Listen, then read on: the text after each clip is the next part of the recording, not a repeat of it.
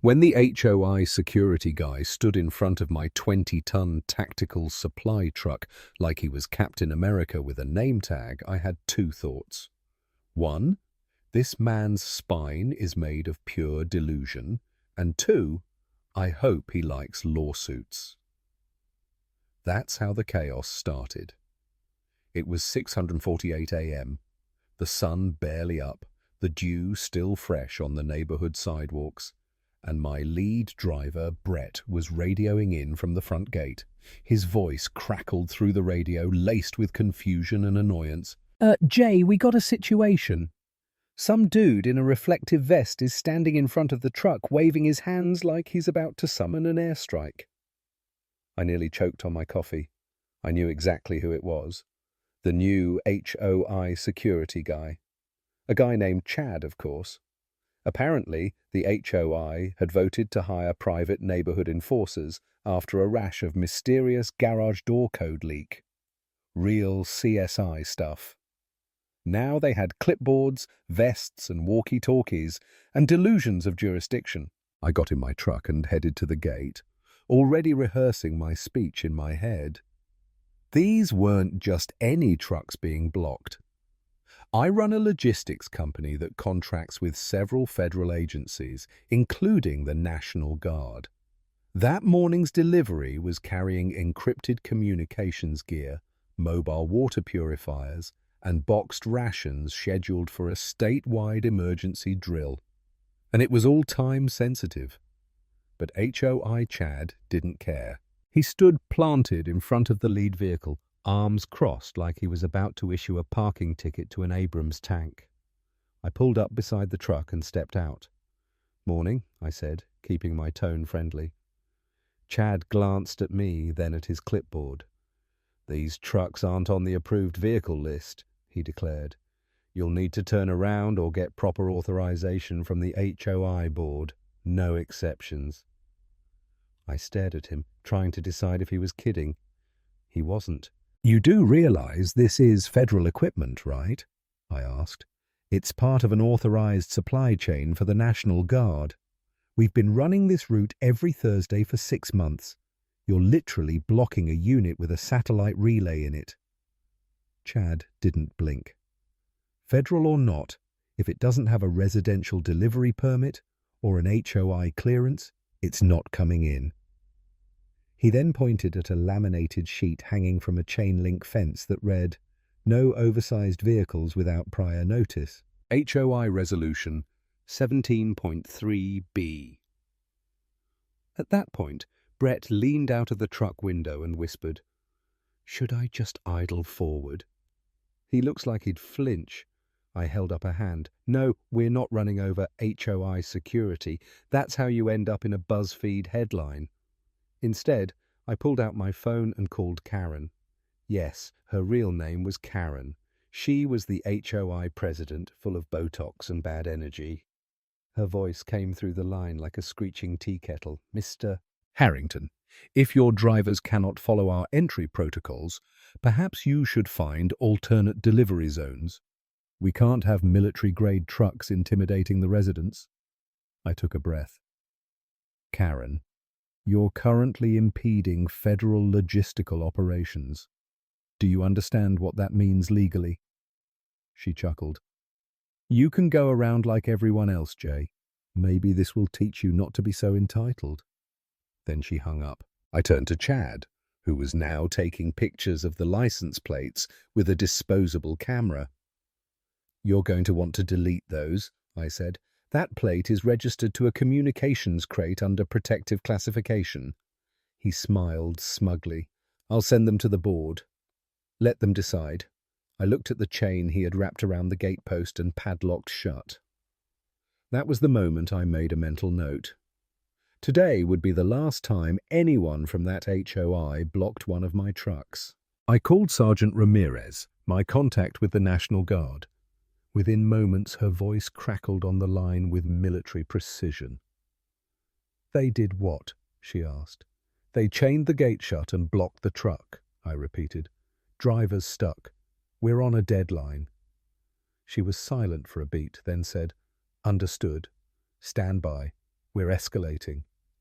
While I waited, Chad got even bolder. He walked over to the second truck, tapped on the window and said, "You're not authorized to be here. I could report you to Homeland Security for impersonating military transport." The driver, a real Army reservist named Darnell, raised his eyebrow and replied, "You think I'm impersonating myself? Son, I've served longer than you've had chest hair." Chad turned red, but strutted back to his post like he'd just won a round. 10 minutes later, the sound of approaching engines made Chad freeze. A matte black SUV rolled up, windows tinted, government plates gleaming. Out stepped two men in suits with earpieces, clearly not HOA members.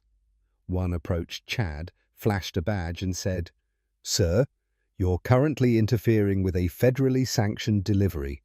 Unlock the gate now, or you will be detained under Section 138 of Title 18. Chad looked like someone had yanked his batteries out. "Wait, are you guys real?" he mumbled. "This isn't like neighborhood cosplay?" The agent didn't answer. Chad slowly fumbled for the keys and unlocked the gate with trembling hands. As the convoy rolled through, I caught Karen standing in her front window with binoculars and a shocked expression that could curdle milk. I gave her a polite wave. She shut the curtains like I'd just flashed a lawsuit at her. I got back in my truck, adrenaline fading, and turned to Brett. "So what do we do now?" he asked. I smiled. "Now? We let them dig their hole deeper. We're going to give the HOA the full education on what happens when you pick a fight with the federal supply chain." Later that day, a formal notice was served to the HOA's legal contact. Blocking a federal delivery was no joke. It triggered automatic investigation protocols. Karen tried to say it was all a misunderstanding, but the photos, gate chains, and Chad's little security show were all documented. Brett uploaded a video of the whole incident to Reddit under Entitled People with the caption, "HOA guy tries to block National Guard, gets owned by feds." It hit 800,000 views in 6 hours. But that was just the beginning. Because they hadn't just blocked a truck, they'd triggered a chain reaction that would bring their little kingdom of HOA nonsense to its knees. And the next delivery, that one would come with something no HOA rulebook could stop. Military-grade backup. By the next morning, the entire neighborhood was buzzing like a kicked hornet's nest. Cars were slowing down to stare at the now infamous front gate, where Chad had chained it shut and nearly caused a federal incident. Someone had already placed a hand-painted sign near the sidewalk that read, "Military Zone. Do not poke." It wasn't wrong. Inside the HOA boardroom, also known as the rec center gym with folding chairs, Karen was doing her best to save face. She held an emergency HOA meeting that, ironically, wasn't authorized by the bylaws, but that didn't stop her. With her signature high ponytail, clipboard, and rhinestone pen, she called the meeting to order. "We are under attack," she said dramatically. "And not just by trucks. We are under attack by narrative. Social media is spinning this situation. I have received emails from news reporters. One of them asked if we've declared war on the military. Meanwhile, I was at my warehouse, calmly sipping coffee while fielding 3 different calls. One from my lawyer, one from a Department of Defense logistics officer, and one from a local news station wanting an exclusive interview. I declined the interview. I had no interest in turning this into a media circus, but the HOA's behavior had already blown it wide open. I did, however, send them the unedited footage from Brett's dashcam, complete with timestamps, Chad's face in glorious 1080p, and the federal agents walking him back toward the gate like he was a kid who peed in the pool. My lawyer was already working on a formal complaint, and the National Guard had scheduled a site visit to assess continued cooperation with local jurisdictions, which was military speak for, "Make sure no one pulls this garbage again." Back in the neighborhood, Karen had decided the best way to regain control was surveillance. Within 24 hours, 3 new security cameras were mounted near the entrance. The HOA paid a local contractor who clearly had no idea what he was doing. The cameras were crooked, one pointed at the sky and another aimed at a bush. Still, Karen marched around like a general overseeing battle positions. She even handed out security watch captain badges to 2 residents who looked way too excited about the promotion. One of them was Greg, a retired dentist who once threatened to call the city over a trampoline. He took the job seriously, standing on his porch with binoculars and a police scanner app playing on loop. Things took a darker turn when Karen emailed a community-wide bulletin accusing my company of unauthorized transport of unverified contents, stating that these trucks may be endangering neighborhood children and pets. I couldn't believe it. She was framing it like I was smuggling nuclear waste instead of delivering water purification kit. The bulletin ended with a line that made my jaw drop. In the interest of safety, all residents are encouraged to record any suspicious deliveries and immediately report them to the HOA emergency line. They set up an emergency line. I had to read it twice to believe it. Then came the next major misstep. On Friday morning, one of my drivers, Luis, called me from the neighborhood's east entrance.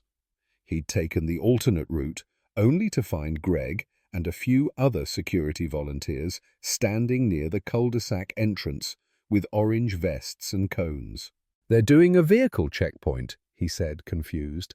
"Are they allowed to do that?" My heart sank. "Absolutely not," I said. "Take pictures. Do not engage. I'll handle it." I arrived 20 minutes later to find Greg waving down Luis like he was directing traffic at a rock concert. "Sir, we're going to need you to open the back of the truck," he said, clipboard in hand. Luis didn't say a word. He just held up his phone, camera rolling. Greg seemed unfazed. "We're authorized under emergency HOA Resolution 19.2c trucks over a certain weight class must submit to visual inspection." I stepped in and said, "Unless your name ends in .gov, that's not happening." Greg blinked. "We're trying to protect the neighborhood."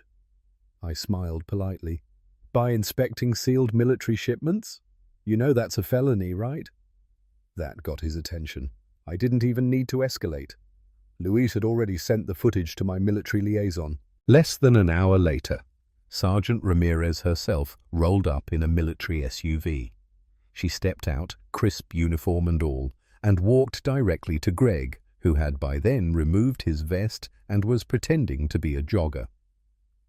"Sir," she said calmly, "we have confirmed unauthorized civilian attempts to breach logistical routes.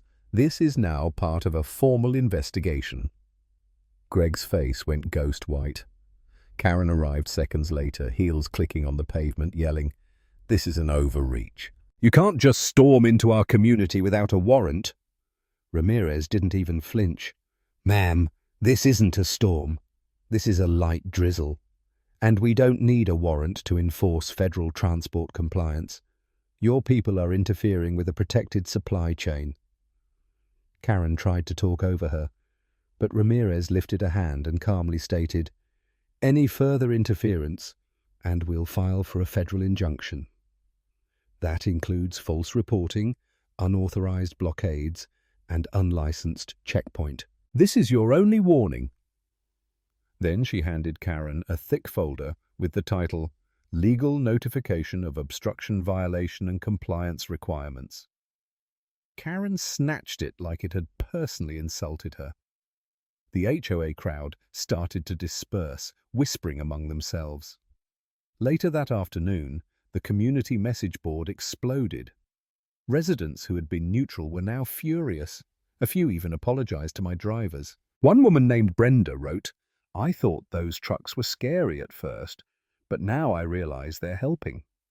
What's scary is that I nearly believed Karen's newsletter. Another posted a meme with Chad's face photoshopped onto a traffic cone, captioned, "Defense level, wet floor sign." By nightfall, Karen had gone quiet, but not before one final desperate move. She sent a last-minute notice declaring a temporary ban on non-residential industrial traffic pending HOA review. She tried to seal it with a digital signature, but it was full of typos and wasn't even in the correct file format. I printed it out, framed it, and hung it on the warehouse wall next to the now viral screenshot of Chad being escorted away from the gate. It was only the second day of pushback, and already the HOA was unraveling. But the funny thing about logistics, it doesn't stop, and neither do we. I had a full manifest for the coming week, and the next time my trucks rolled through, they wouldn't just be carrying supplies. They'd be carrying a message, one Karen and her clipboard army wouldn't be ready for. The silence from Karen lasted exactly 2 days. 2 whole days where there were no surprise checkpoints, no emails with red letter warnings, no HOA goons trying to act like they were customs agents at a border crossing. It almost felt like peace had returned. Almost. But it was the calm before the storm. Because what Karen lacked in legal sense, she made up for in pure, chaotic determination. On Monday morning, I received a notice in the mail from the HOA. It was printed on pink paper and smelled like cheap perfume, which meant it was absolutely authored by Karen. The header read, "Formal complaint against repeated violations of community order and safety." I rolled my eyes before I even got to the second line. According to Karen, my deliveries were not only disruptive, but now suspected of housing unapproved technologies and hazardous equipment. She cited numerous resident complaints, including a claim that one of my trucks emitted a low-frequency hum that scared a neighbor's cat into hiding for 3 days. I laughed out loud. A hum? We were delivering power storage batteries, not alien artifacts. But she wasn't done. She attached a blurry photo of my driver Luis, yawning in the cab of his truck, with the caption, "Potential fatigue risk to children." I nearly spit my coffee. I could have ignored it, but my lawyer insisted I respond officially. Not only were we now documenting everything for the potential civil case, but the military was watching too. I drafted a response, politely explaining again the legal status of our deliveries, the federal documentation supporting our access, and a friendly reminder that impersonating regulatory authority carried real consequences. I CC'd the local police department this time, just for good measure. That same afternoon, I received an unexpected visit. 2 men in pressed suits showed up at my warehouse. One introduced himself as Agent Keller from the Office of Defense Logistics Oversight. His partner, Agent Lim, nodded silently, flipping through a folder. "We've been reviewing the situation with your HOA," Keller began, "and let's just say it sparked some attention upstairs. I led them to the back office where we sat down, and they laid it all out. Apparently, Karen had made not just local noise, but sent actual letters to congressional offices claiming our deliveries were part of a covert operation meant to militarize civilian neighborhoods. She had even referenced a non-existent Operation Backdoor Bayonet, which sounded like something a teenager would make up in Call of Duty." Agent Lim opened his folder and revealed a printed copy of one of Karen's emails. "She sent this to a senator's office," he said, tapping the page. "Claimed you were building a secret military base inside your garage." I couldn't even form words. "That's my gym," I finally muttered. "There's a rowing machine and a broken fan in there." The agents weren't here to investigate me. They knew exactly what I did, and all my contracts were verified. No, they were here to make sure this circus didn't derail anything critical. "We're not concerned about you," Keller assured me. "But when someone throws around words like covert ops and neighborhood destabilization, it triggers a protocol. We're fast-tracking a legal containment notice for that HOA. If they interfere again, it'll go federal." He handed me a letter to present if another issue occurred. It was titled, "Notice of Protected Federal Operations, Priority Designation," Translation: the HOA was officially on a short leash, and I held the leash now. Unfortunately, Karen didn't take the leash well. That evening, she called an emergency board meeting in the clubhouse. She went full scorched earth. According to an attendee who secretly recorded the whole thing, she stood up in front of the dozen remaining HOA members and said, "I don't care who he delivers for. This is our neighborhood, and he doesn't make the rules. We do." There was a scattered cheer, mostly from her three closest allies. Chad, who had somehow not been officially fired yet, Greg, the self-appointed watch captain, and one guy named Dennis who just wanted to be part of something, but the rest of the room, dead silent. The audio captured one woman whispering, "She's going to get us sued into dust." Karen then unveiled her grand plan. "We're going to file for community rezoning. If we change the zoning designation, his trucks won't qualify to enter at all." That's when I knew she had fully lost it. Rezoning was a municipal process that required city approval, state verification, and months of bureaucratic slog. She thought she could just file some paperwork and block federal transport, but she wasn't done. She proposed a motion to install automated tire spike barriers at the main gate to control oversized entry. She literally wanted to deploy anti-vehicle measures against a logistics provider under federal contract. Someone in the room asked if that was even legal. Karen waved her hand like she was swatting a fly. "If we frame it as neighborhood safety infrastructure, we can call it defensive landscaping." The next morning, someone slipped a USB into our Dropbox. It had a label: HOE night meeting for your ERS. It was the full audio of the board meeting. Every wild idea, every threat, every legal misstep, it was all there. I didn't have to do anything. I just sent it to my attorney, who forwarded it to the proper military liaison. 2 days later, the National Guard filed a formal complaint with the city, requesting immediate review of the HOA's actions for potential interference with emergency response operations. That alone triggered a municipal investigation. Then the final straw hit. Chad, apparently feeling invincible again, tried to block another delivery truck with nothing but a stop sign on a stick. The driver this time was someone new, Corporal Jensen, a uniformed reservist on duty. Chad demanded to inspect the truck. Jensen warned him twice. Chad reached for the door handle. Jensen got out, called in the incident, and within 20 minutes, local police arrived. Chad was arrested for impersonating a regulatory official and obstructing protected transport. The footage went viral, again, this time with the title, HOE Chad tries to arrest a soldier, gets dragged instead. I watched the clip in my office with a slice of leftover pizza and a very satisfied grin. Karen was running out of allies. The board was fracturing and the residents were waking up. My inbox was filled with apology notes, not from the board, but from neighbors who were tired of being caught in the middle. One man offered to volunteer loading water crates as a peace gesture. Another said he'd been a veteran and hated what the HOA was doing to the community. People were realizing that the enemy wasn't a couple of trucks. It was the wannabe dictators with clipboards and too much free time. And me, I wasn't planning on stopping. I had one more delivery coming next week. And this time, it wouldn't be just any shipment. It would be escorted by uniformed guards with an aerial drone overhead and a message attached to the cargo door that simply said, "You can't stop the supply line." Karen had picked a fight with the wrong guy, and now her own walls were beginning to crack.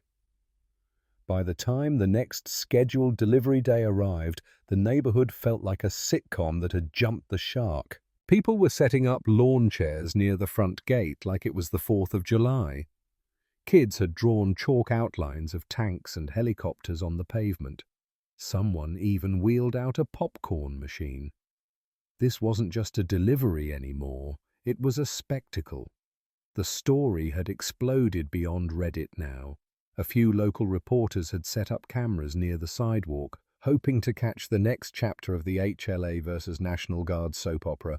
I wasn't exactly thrilled about the attention, but I wasn't going to let the moment go to waste either. We were about to deliver a shipment of mobile solar generators and tactical-grade rations for a nearby base drill. Nothing illegal, nothing classified, just more of the same essential work we'd been doing quietly for years, until Karen made it everyone's business. We didn't come in quietly this time.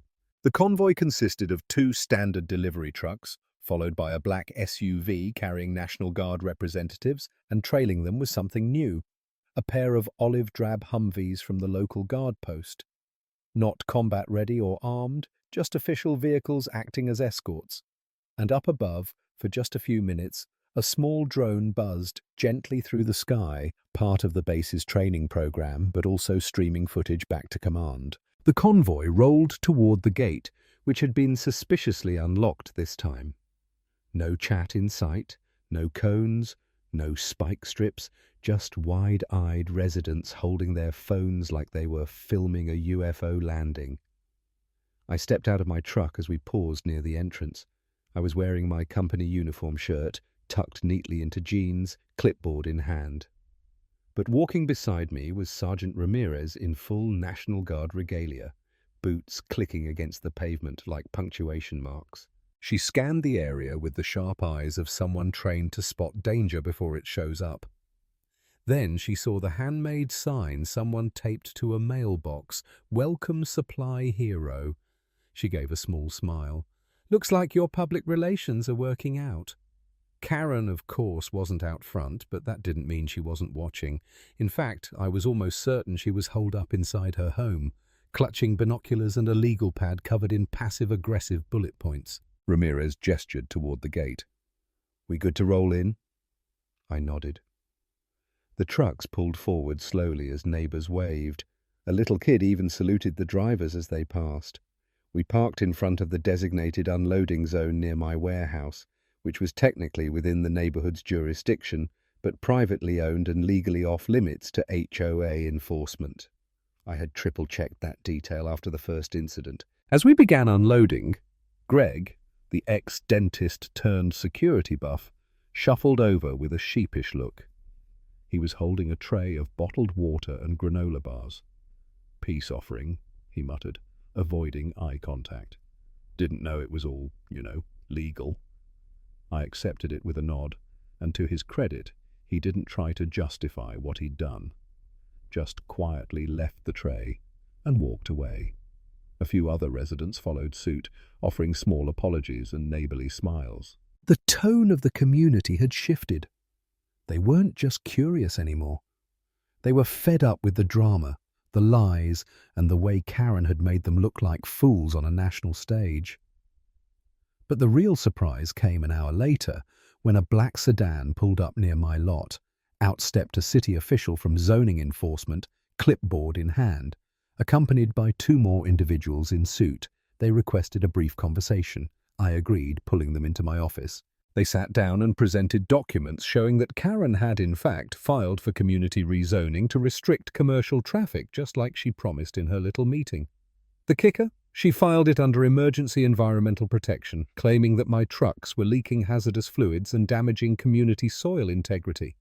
Of course, the city did a follow-up. The environmental team tested runoff near my property, checked my vehicle maintenance logs, and even examined old footage. Nothing. Clean as a whistle. The official smiled slightly as he handed me the final ruling. No violations. All zoning remains unchanged. Application rejected.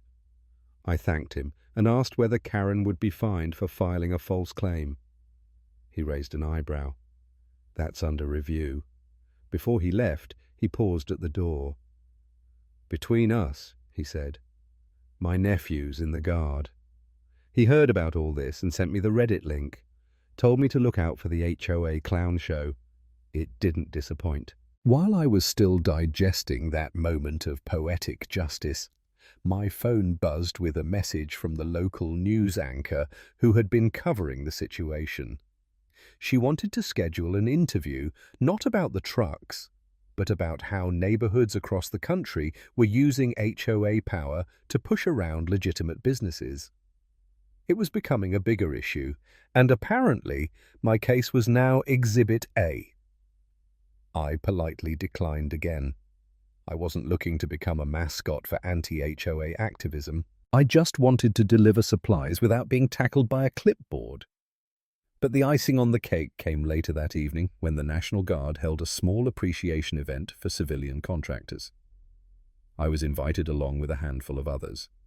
It wasn't flashy, just a casual dinner at the local armory. But during the event, they presented me with a plaque that read, "For maintaining operational readiness under civilian interference." The whole room laughed at that, and Ramirez leaned over to whisper they wanted to call it the Karen Defense Medal, but legal shot it down. I couldn't stop grinning.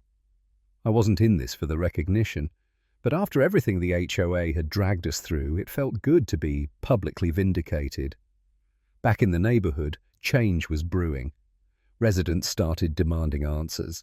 They wanted to know why Karen had put them on the map for all the wrong reasons. They questioned the money spent on cameras, checkpoints, and spike strip proposals, and they definitely didn't like being labeled anti-military in the comments section of every article written about us. A petition to hold an emergency election began circulating. Names were being gathered, and the name at the very top of the remove immediately list: Karen. As I looked out across the neighborhood from my warehouse steps that evening, watching the sun dip low and neighbors chatting where they used to glare, I realized something. Karen had tried to make this about control, but what she really did was remind everyone what overreach looked like and how ridiculous it becomes when left unchecked. And while she still had her position, her voice, her pen full of ink and threats, the court of public opinion had already handed down its sentence. And the next chapter? Oh, it was coming, because I wasn't done yet. Not with Karen, not with the HOI, and definitely not with that final shipment I had planned, the one that would shut down her reign for good. The morning of the final delivery felt different. The air was clearer, the tension gone, and there was a quiet anticipation humming beneath the surface of the neighborhood. Something had shifted since the last convoy. The lawn chairs were back, but this time they were set up in solidarity, not for spectacle. There were no protest signs, no angry glares, and not a single reflective vest in sight. The only thing that remained of the old resistance was the faint memory of a pink HOI notice flapping on a lamppost, faded and forgotten. But I knew better than to assume it was over. Not until Karen was gone. She hadn't made a public move since her rezoning stunt failed, but the silence wasn't surrender. It was a pause, the kind of calm that came before the wild flailing of a drowning tyrant. I stood at the loading dock of my warehouse, watching the final crate get secured. This was no ordinary shipment. It was part of a larger contract to provide backup power and cold storage units for a regional National Guard training camp. And it was the largest load we'd sent out from this location. 4 trucks, 2 escorts, 1 drone overhead. Fully authorized, fully documented, and more than enough to draw Karen out if she had anything left in her bag of trick. And sure enough, just as we rolled toward the gate, her front door swung open. There she was, clipboard in hand, phone held high like she was trying to film a citizen's arrest from across her hydrangeas. Her mouth moved furiously, no doubt narrating her latest attempt at spinning reality into fiction. She stayed on her porch, though, too burned from the last rounds to get any closer. I didn't even glance her way as the trucks rolled through. I let the drone capture the footage that had become the new insurance policy, let the camera record what my words no longer needed to explain. And then, just as the final truck cleared the gate, I unveiled the surprise. The rear of the last vehicle had been painted with a custom banner in bold block letters, "Supporting your guard since before your clipboard." Below it was a cartoon of a delivery truck rolling over a stack of HOA violation slip. The laughter from the neighbors was immediate and loud. Several phones went up, and within minutes the photo was posted online. It caught fire. Again. Back at the warehouse, the crew began unloading for the final time. My drivers were grinning, full of energy, energized by the sense that this was more than a job now. It was a statement, a reclaiming of space. Karen, meanwhile, was clearly unraveling. She paced the sidewalk for over an hour, making calls, gesturing wildly, ignoring everyone who passed. Her last play came that afternoon, when an unmarked envelope arrived at my office. Inside was a letter. No logo, no signature. Just plain typed words accusing me of inciting hostility, disrupting the moral order of the neighborhood, and weaponizing deliveries for social clout. She called me a glorified TikTok trucker. I laughed so hard I nearly dropped my coffee. I scanned the document, then handed it to my lawyer, who immediately recognized it as an attempt at defamation without any legal standing. He said, "It's not even worth shredding." But I disagreed. I took the letter, framed it, and added it to the growing wall of ridiculous HOA mementos in my office. Then I went a step further. I uploaded a photo of it to Reddit with the caption, "Karen's final act of desperation calls me a weaponized delivery influencer. Should I put it on a t-shirt?" The comments were pure gold. Print it, wear it, deliver justice. That evening, the HOA held its emergency election. For the first time, residents showed up in record numbers. Over 80% of the community cast their vote. The room was filled with whispered conversations, quiet tension, and the nervous energy of people finally fed up with being ruled by threats and ego. Karen sat stiffly at the head table, flanked by her shrinking band of loyalists. She looked confident, but her eyes kept darting to the hallway where people continued to enter. The writing was on the wall. This was her last stand. When the votes were tallied, it wasn't even close. Karen lost her seat by a landslide. In fact, all three of her allies were voted out as well.